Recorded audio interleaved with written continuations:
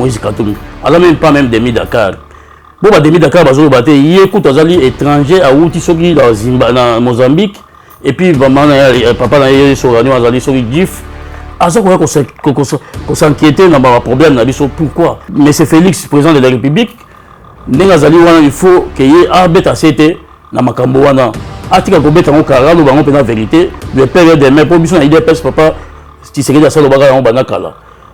Quand IDPS au pouvoir au monde ba parti politique union se disparaître. Francis Kalombo akangambanga na ya abatla mbanga na ye. Alo ba mingi te. Biso to so lo bato ba azali so Francis Kalombo za Congo akoke soutenir biloko wana te puisque et pour battre un jour et pour battre Francis Kalombo un journal de vérité. Ba société civile ba ça boulou makasi ba lingi mbongo to. Ya liboso ezali société civile. Ya mi balé société civile. Ya mi cette société civile. Que tu as société civile mais pour la société civile moi ya malamu te.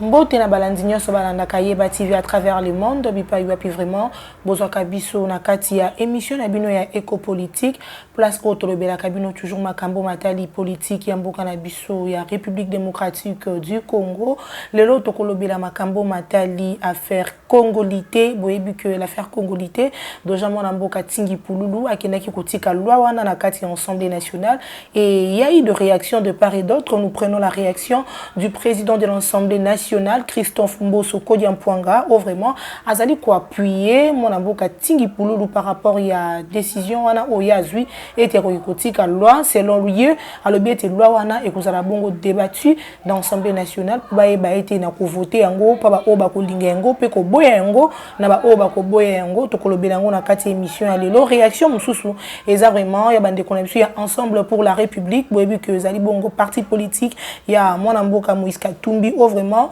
bazali ko bunda ete loi wana pona bango elekate parce que balobi loi wana et ko kabola vraiment mboka na biso ya République démocratique du Congo to kolobela yango et to kolobela pe sujet ya CENI vous voyez que dans un mois déjà vraiment ba désignation et ko salema bongo na kati ya CENI nous saurons qui sera le président il y a CENI parce que déjà calendrier et bimi ya ba préparatif il y a makambo ko leka bongo na Assemblée nationale pour ko préparer te ba candidat bazala bongo voter parmi ba sije wana nyonso autopesi na mokona lelo to yembeli bino mwana mboka Gérard Kadima wazali bongo moko ya bandeko na biso ya UDPS Union pour la démocratie et le progrès social yende vraiment à komeka ko répondre na ba question na biso d'actualité automeme lié na mokona lelo mbote mwana mboka Gérard Kadima mbote mama Abigail mwana mboka Gérard Kadima to landi bongo débat où bandaki vraiment kala débat où ils allaient sur la nationalité ndenge vraiment mwana mboka Noël Tcheni azali ko senga ete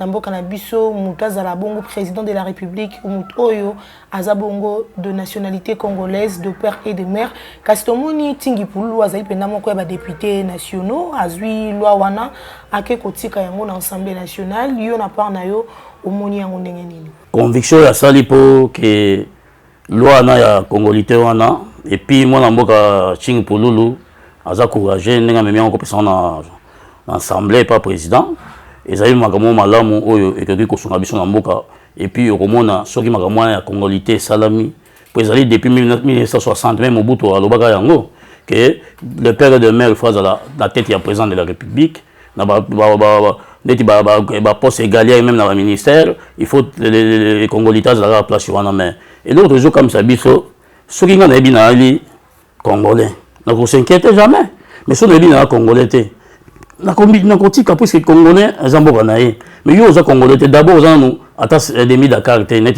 to pesi exemple mais c'est Moïse Katumbi ala même pas même demi Dakar bon ba demi Dakar bazo baté yé écoute azali étranger à outi soki dans Zimbabwe na Mozambique et puis maman papa na ye sorani azali soki gif azo ko s'inquiéter na ba problème na biso pourquoi donc ça droit ya s'inquiéter na problème na biso te biso ma to s'inquiéter nango pour te bani to sala mais nazo regretter mingi mentalité ya congolais bazo que le pouiller un étranger donc beaucoup comme ka étranger sur le pouvoir pour ya ko ba congolais non dans les passats wa to moni étranger sur le pouvoir Kabila a du pouvoir a nyokoli biso a tortiller biso a bomi biso a jibi ko de la société comme illégal contre ya moko donc tozoli biloko ya ndenge wana te tolingi bato oyo baza na kati ya mboka na biso ete monsieur Félix président de la République ndenge azali wana il faut ke ye abeta se te na makambo wana atika kobeta ngo kala aloba ngo mpena vérité le père et des mères mpo biso na idps papa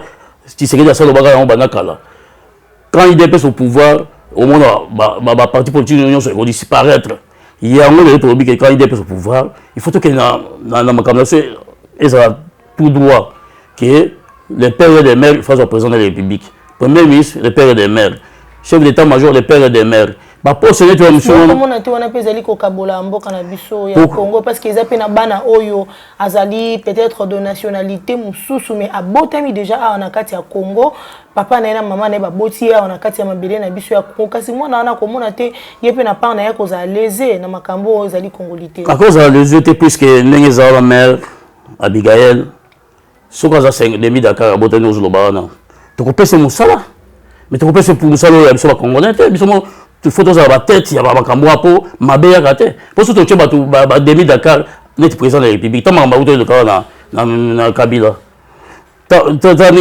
Kabila ba nationalité, nous ça ira lobby. A où tu sais qui wapi nationalité. Et puis après ça tu vas matriculer. Donc moi qui commis à Robé ba santé. Sozo lingato réparer mais c'est Félix le président de la République et garant de bon fonctionnement. Azo linga réparer biloko wana et zo ngane ezalaka. Lumu mano bondanga pas mbaté. Mais il y a ce moment où bien mais la lutte de mouvement est différent puisque il y a ce qui est très calme dans la mine de gagnant mais le mouvement là on est bien dans la batte babi na mboka ba kene on va ça tout ba éliminer le mumba ce moment il a idée de monsieur président de la République et bon fonctionnement ndé azati le lois aller mais il y a une brutal ko benga na bali nazali ko bunda bien pour na mboka biso le mumba mais siko ndé ali na brutal ya ko benga na mine de tant mine ba so moni ah bato baza riche muto azoli biso to zoata le remonte mboka to limé on va ça tout ba éliminer le mumba chef de l'état oyo zali koloba mwana mboka Félix Tshisekedi to landi pe ba déclaration ya moko vraiment wa bande connexion za na kati ensemble pour la République Francis Kalombo oye pe na part na zali ko singa na chef de l'état s'il a été s'impliquer dans makambo matali congolité wana aboyengo en tant que garant de bon fonctionnement de l'état pour être kimia ezala entre bande konyoso. Mon mboka Gérard Kalombo. So talibé maman le jeune homme moi Francis Kalombo c'est flatteur. Oui Moïse Katumbi afongola miso. Aya mobimba asena nationalité na biso ne basenga. Aya te akoda ye lobby ba mo a une nationalité a comme gouverneur ne ba sala que non. To gibi le ko ngi travailler a côté a une nationalité to ko pese mo sala na ba Europe ezali. Ye fa ye se Kalombo ba ya flatteur. Azo dem la simana so le bébé ni na Moïse Katumbi a qui mané bébé d'abord na Joseph Kabila akimi akepa Moïse Katumbi tala soki Moïse Katumbi abimena libanda eza ba jeune na bango Kabila basona gite baza bazo sala montage politique na bango yo sa ite so ninga na yo bima na benga ni exil kende après mikolo boya ozonga eza ba Kabila so préparer ki eza ba na ki ennemi te le ba comme kutana non ba ina ki limité bazali ba ba sa kabana na bango boza bimina te ba bengani na mboka ba bote passeport ba bien yemo pour Kabila pas de nos saga avec c'est moi c'est étranger mais c'est Félix et garde de bon fonctionnement à côté lié non zonga na mboka du pouvoir et ça ça les mabe je crois il y a au bout pouvoir à Félix donc mais c'est président de la République il faut na discussion à la tête puisque bateau en zone de rebondissage pour ba pouvoir tout ça ba sa continuité ya ba étranger ba na tête ya pays to li sous les mois te droit toujours faut il comme congolité biso to compliqué makambo na conviction na biso to li makambo ya congolité et fanda 100% des mères et des pères 50% to boite to kopesa yo pouvoir na yo oyo ne to pesa so za moi mais ministre ya nini to pesa environnement to pesa yo mais to kopesa tête ya république c'est ça le problème to voyez comment ça Moïse Moussala te encore sa nationalité na ye aya ba kopesa ye Moussala ya ba ya pour na après 23 personnes nationalité mais yo yeka lo personne nationalité ko mi penene ko mi pe ko ma nini et putain les qui na so na mboka mo ba so qui député so nini non c'est ça le problème tout makambo Francis Kalombo akanga manga na ya abatla mbanga na ye aloba ba mingi te biso to so lo bato ba azali so Francis Kalombo za Congo akoke soutenir biloko wala te puisque et ko ba un jour et pour battre Francis Kalombo un journal de la vérité. Voilà, moi Namboka Gérard Kadima, tout ça quand on émission na biso déjà dans un ou plus d'un mois, tokoye babongo remplaçant ya Corneille Nanga vraiment a organisé qui pour na biso ba élection na 2018 des élections très contestées par plusieurs personnes na kati Mboka na biso, vraiment ebele basenga qui était seni ezala bongo restructuré seni balongola bakonzi wana bacha bakonzi ya sika pour préparer l'élection na 2023 moi Namboka Gérard Kadima déjà calendrier bimi ceux qui nzamba ça de grâce dans un mois tokoye ba vraiment muto ko remplacer Corneille Nanga netio en tant que moko ya ba politique ya UDPS candidat ni vraiment yomoni pona yo ko za la valable lelo pour à représenter seni na biso pour être ceux qui a sali pour l'élection ceux qui ba contestation ko za vraiment ba contestation ya makasi te ndenge le to comme komona ba kolo ba député bazali nommé et de l'autre côté ba député bazala qui seni na biso pona ngai est-ce que na tout ni mo est-ce que connaît ndanga na ba kolongola ou bien a sa continuité na e mais na habité sur a kolongola so sa continuité ouais c'est clair politique.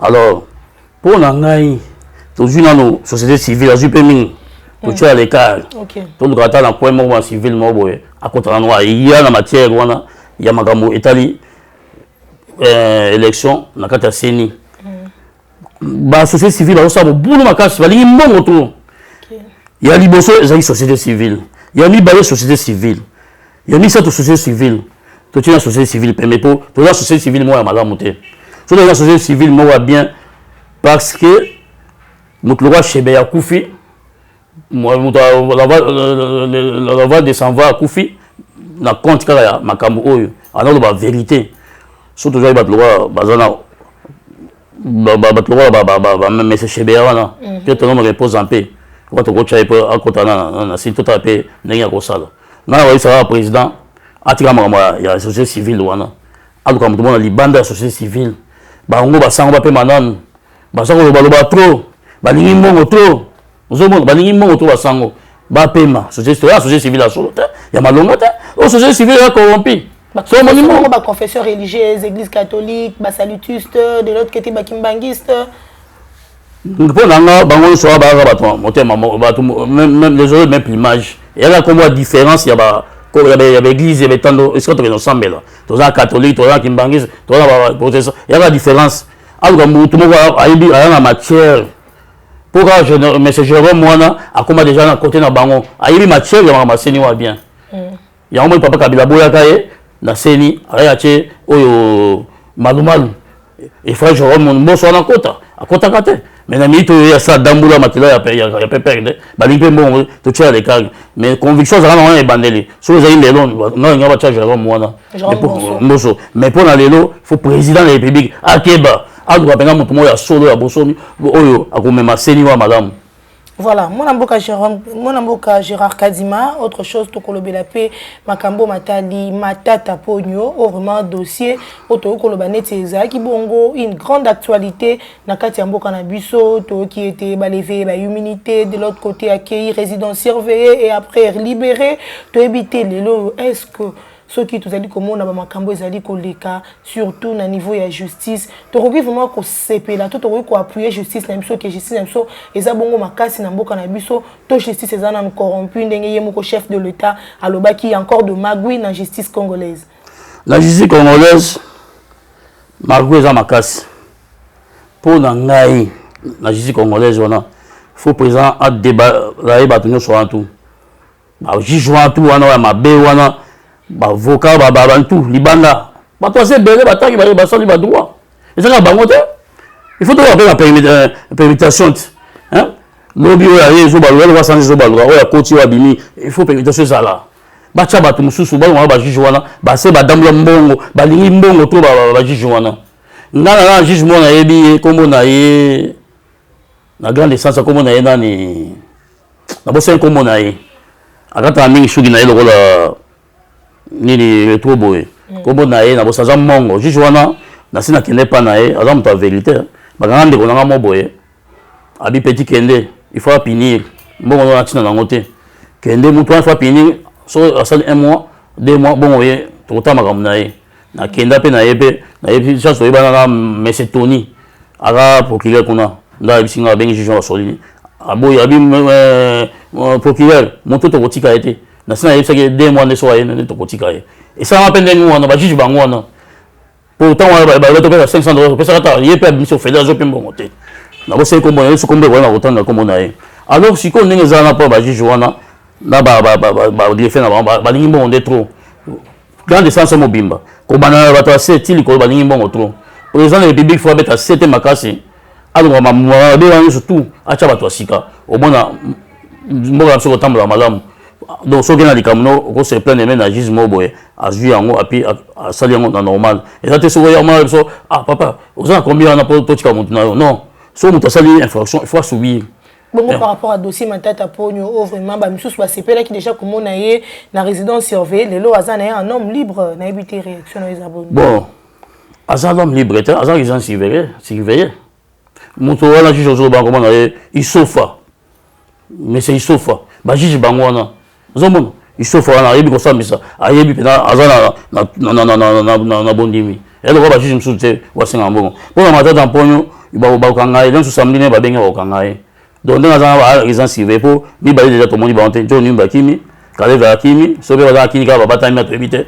mais to kanga ba wata ba na mboka ba pa Interpol les alliés ko extrader ba ko ya so ba pesi mitino ko ya mais matata po fakanga ma akozo mbongo mo onte bitepi bon la basanisation ok son bon rebelle n'est 160 combien de millions les lots sont 250 400 quelques millions donc azam tout monde faut ko kangaye alors son bon à l'état na caisse il faut ko kangaye am pas otika te so ba kangi était c'est le présent yemoko et la faute nae il faut bêta c'était pour la juge il faut ba kangaye quoi ali comme commandant suprême il faut kanga bango kanga bato aleki na ba soda aleki na ba juge ali ko na bango so apesi mitindo bakanga moto na ninga zana licence surveillée bakanga ye les bazo kanga matata wana samedi na yo biso samedi so kenya nini les bazo kanga matata wana makamo ebele ko bima akotanga bato ebele bazo wana ona voilà moi na mboka Gérard Kadima kasi to zala kana kata justice na biso to ko mona lelo justice ata to ko télémélengo mais dis-moi donc comment moi musala pesa il kosalema parce que c'est déjà pour la toute première fois na kata mboka na biso comme on a directeur d'un cabinet du président de la République oh vraiment aza arrêté pe bazuye ba meme na makala ezaki vraiment ba riboso comme on a mona mboka Vital Kamerhe oh ebele ba yebaki azaki on approche chef de l'État à la justice est condamné les lois à se retrouver na prison to moni pe belé ya ba konzi oh penza na tangu ya mona mboka Joseph Kabila to zaki ko benga ba intouchable mais lelo bazali ko faire face na justice bazali ko kende ko samba ko zonga kasi ya pasi ezali ebele ya bakonzi ba ko kanga bango pona ba dossier ya détournement bambongo wana o bango ba yibaka bambongo bango bazwaka ezonga kana kesi ya l'état te kasi mona mboka Jean mona mboka o vraiment na kombo ya Georges Kapiamba a ko senga ete biloko nyonso oyo bakobana ko kanga na compte ya détournement ezonga na kesi ya l'état que ça soit mapango que ça soit mbongo ceux qui bakangi yo na dossier de détournement ba boto lio nyonso ba sanction na l'état na ebité idée na yo par rapport ya maloba ya mwana mboka Georges Kapiamba yo na part na yo o trouver idée wana ezandengene mais c'est quand Kapiamba azali na maloba malamu alobi wana pour moi il soit yebi pas donc ça mo dans matata mais ça soma va bien détruire faut pas détruire biloko wana na kata trésor public so là na mapango boni ba sali enquête il faut pas donc ça le trésor public et quand dans l'état pour biso ko inspirer pour nous tous ma okanga moto ala fani 20 ans no oser le côté to moi register ça le côté peut-être ne ba okanga ba tuana sikonde bazo sa enquête ba ba oza biloko ni ya caméra c'est bani ba ko récupérer biloko wana mikolo koya et quand en trésor public pour tous l'inspiration à madame te ba justice comme que ne justice donc non bien mais nga lo na zo beta c'était bato ya kala ba juge ya kala na ba bima libanda ba bato mususu ba kotana tout à fait expérience na ba on est ba ça mosala c'est ça le problème voilà mon mboka Gérard Kadima autre chose toza kapé na kati ya justice na biso tout moni RDC est porté plainte contre Égal entreprise ya Mama Olive Lembe ou vraiment entreprise Égal et beaucoup de la population congolaise est belé na Piodi na moi soso moi mipanzi kasi lelo ba ko funda bango na justice na éviter réaction na Isaboni par rapport ya actuana au penza ministère public ya mboka na biso et sali mais bi banda longtemps ministère public tous en ont ils ont activé ce soutien. So, mais si le ministère public a l'amouillé les lots, Azan a raison. Comment un individu, aujourd'hui, la tête est président de la République dans le marché, une première dame, aujourd'hui, ça, au moins, il y a un peuple. Aujourd'hui, on a 5 $, on a 45 $. Donc, vous avez un biso, vous avez un cher, et puis vous avez un biso. Donc, ils ont dit, madame, monter. Je suis capiamba, n'est pas bêtise, c'est normal, il faut voir dans maman Olive. La société a tout ébélé. A bombi société l'État, comme il y a bango. Ben, on a soit to ligni en côté, to ligni société l'État ezala pour biso pour battre consommer et le on attend le boni. Bah bah l'autre bien très cher. OK, nous sommes à Ram Moro Thompson, bah on met en 64, 45, 60 000 euros. Il y a mine, il y a 60 000. 60 000 c'est le droit $30. Ram Moko. Bon, il y aura 3 Ram na carton. Mais ça c'est le droit $90.